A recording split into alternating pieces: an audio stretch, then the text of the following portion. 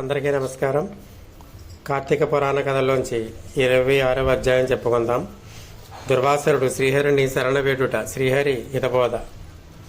ఈ విధముగా అత్రి మహాముని అగస్త్యునితో దుర్వాసుని కోపములు కలిగిన ప్రమాదమును తెలిపి మిగిలిన వృత్తాంతమును ఇట్లు తెలియజేశాను.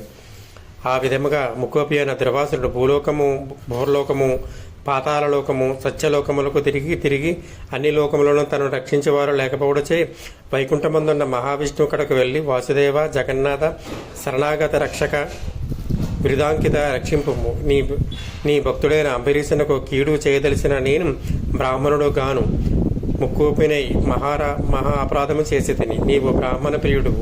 బ్రాహ్మణుడైన భృగమహర్షి నీ ఇరముపై తన్నినను సహించితివి. ఆ కాలిగురుతు నీటికి నీ వక్షస్థలమందు ఉన్నది. ప్రశాంత మనస్కుడివై అతనిని రక్షించినట్లే కోపముతో నీ భక్తునికి శాపమించిన నన్ను కూడా రక్షింపము. శ్రీహరి, నీ చక్రాయుధము నన్ను జంపవచ్చునున్న తని దుర్వాసుడు శ్రీమన్నారాయణని పరిపరి విధములో ప్రార్థించాను. ఆ విధముగా దుర్వాసుడు అహంకారము వదిలి తనను ప్రార్థించడం చూచి శ్రీహరి చిరునవ్వు నవ్వి, దుర్వాస, నీ మాటలు యథార్థములు. నీవంటి తపోధనులు నాకు అత్యంత ప్రియులు. నీవు బ్రాహ్మణ రూపమున పుట్టిన రుద్రుడువు.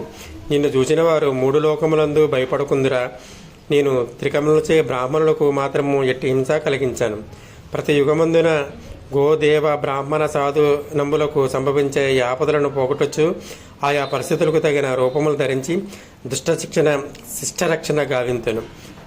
నీ కారణముగా అంబరీషుని శపించితివి. నేను శత్రువుకైనను మనోవాక్ములందు కూడా కీడు తలపెట్టను. ఈ ప్రపంచనందు గల ప్రాణి సమూహము నా రూపముగానే చూతును. అంబరీషుడు ధర్మయుక్తముగా ప్రజాపాలన చేయుచుండెను. కానీ అటువంటి నా భక్తులు నీవు అనేక విధముల దూషించితివి. నీ ఎడమ పాదముతో తన్నెతివి. అతని ఇంటికి నీవు అతిథివై వచ్చి కూడా నేను వేలకు రానియడ ద్వాదశికడిలు దాటకుండా భుజింపమని అంబరీషునికి చెప్పితివి.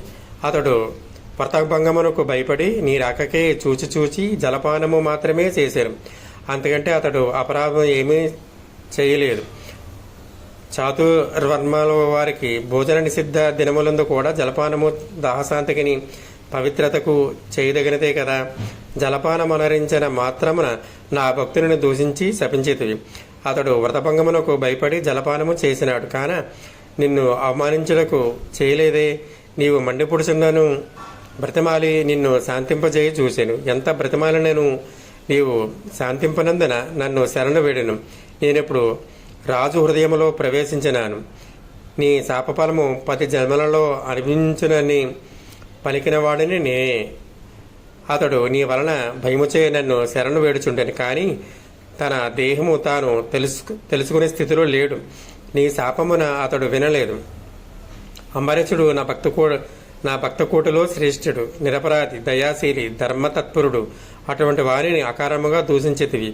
అతనిని నిష్కారముగా శపించితివి. విచారింపవలదు. ఆ శాపమును లోకోపకారముగా నేనే అనుభవించను. అది ఎటులనైనా నీ శాపములోని మొదటి జన్మ మత్స్య జన్మ. నేను ఈ కల్పమున మనువును రక్షించు నిమిత్తము సోమకుడును రాక్షసుని చంపుటకు మత్స్యరూపమెత్తుదను.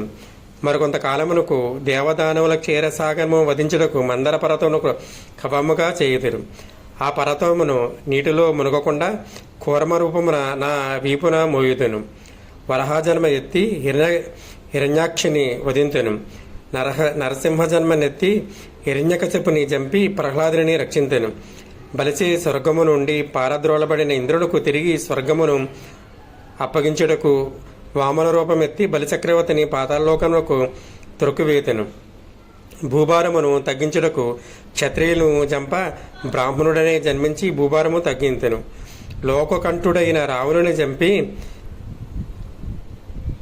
యదువంశమున శ్రీకృష్ణుడగను, కలియుగమున బుద్ధుడగను, కలియుగంతమున విష్ణుచిత్తుడను, విప్రుని ఎంట కల్కి అను పేరున జన్మించి అశ్వరురుండనై పరిభ్రమించుచు బ్రహ్మద్వేషులనందరూ మట్టుపెట్టుదెను. నీవు అంబరీషునికి శాపరూపమునిచ్చిన 10 జన్మలను ఈ విధముగా పూర్తి చేయుదును. ఇట్లు నా దశావతారములను సదా స్మరించిన వారికి సమస్త పాపములు హరింపజేసి వైకుంఠ ప్రాప్తి నొసంగొందును. ఇది ముమ్మాటికి తథ్యం. 26వ అధ్యాయం సమాప్తము. ఓ నమ శివాయ. హర మహాదేవ శంభో శంకర.